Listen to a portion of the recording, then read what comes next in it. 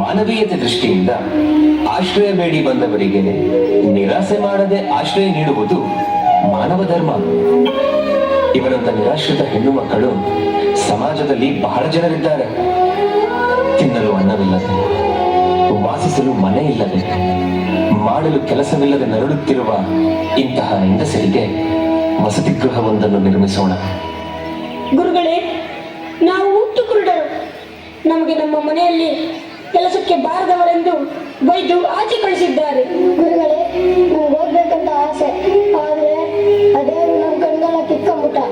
ಎಲ್ರಿಗೂ ಆಶ್ರಯ ಕೊಟ್ಟಿದ್ದೀರಾ, ಅದೇ ರೀತಿ ನಮಗೂ ಆಶ್ರಯ ಕೊಡಿ ಸ್ವಾಮೀಜಿ. ಗುರುಗಳೇ, ಇವರು ಅಂಧರಾಗಿದ್ದು ಇವರ ಹಿಂದಿನ ಜನ್ಮದ ಪಾಪಕರ್ಮದ ಫಲ. ಕೆಲವರು ದೃಷ್ಟಿಲೋಪದಿಂದ ಅಂಧರಾದರೆ, ಇನ್ನು ಕೆಲವರು ಜ್ಞಾನಲೋಪದಿಂದ ಅಂಧರಾಗಿರುತ್ತಾರೆ.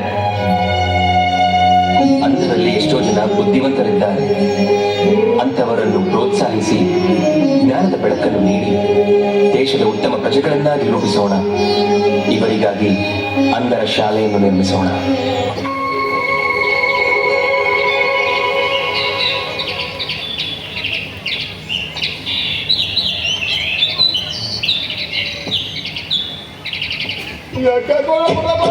ನಮಸ್ಕಾರ ಸ್ವಾಮೀಜಿ. ಏನಾಯ್ತು ಸ್ವಾಮೀಜಿ?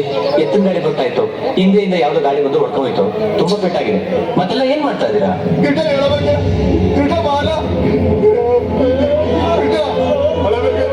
ಯಾಕೆಲ್ಲ ಹೀಗೆ ನೋಡ್ತಾ ಇದ್ದೀರಾ? ಆ ಮನುಷ್ಯನ್ಗೆ ಅಷ್ಟು ಪೆಟ್ಟು ಬಿದ್ದು ನರಳಾಡ್ತಾ ಇದ್ರೆ ಕಣ್ಣು ಕಾಣಿಸ್ತಾ ಬಂದ ಬೆಳಗ್ಗೆ. ನಡಿ, ಮೊದಲು ಒಬ್ಬ ಎತ್ಕೊಂಡ್ಬನ್ನಿ.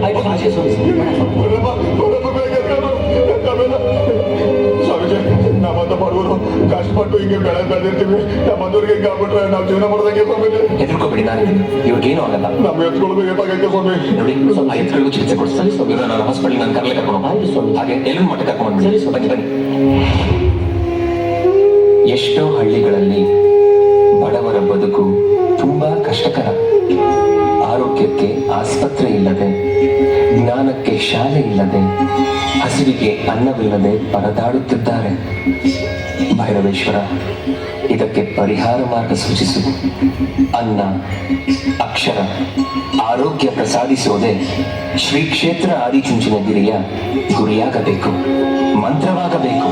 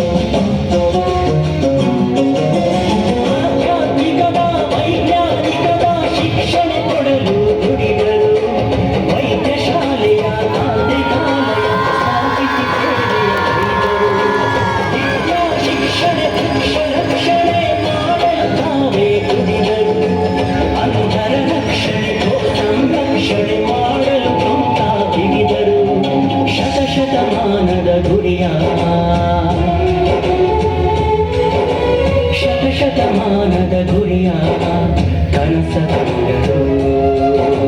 ದಶಕಗಳಲ್ಲಿ ಅವರು ನನಸದಿದ್ದರು. ಅನ್ನ ಅಕ್ಷರ ಆರೋಗ್ಯ ಕಾಣದ ದೀನರ ದೌರ್ಭಾಗ್ಯ. ಅನ್ನ ಅಕ್ಷರ ಆರೋಗ್ಯ ಕಾಣದ ದೀನರ ದೌರ್ಭಾಗ್ಯ.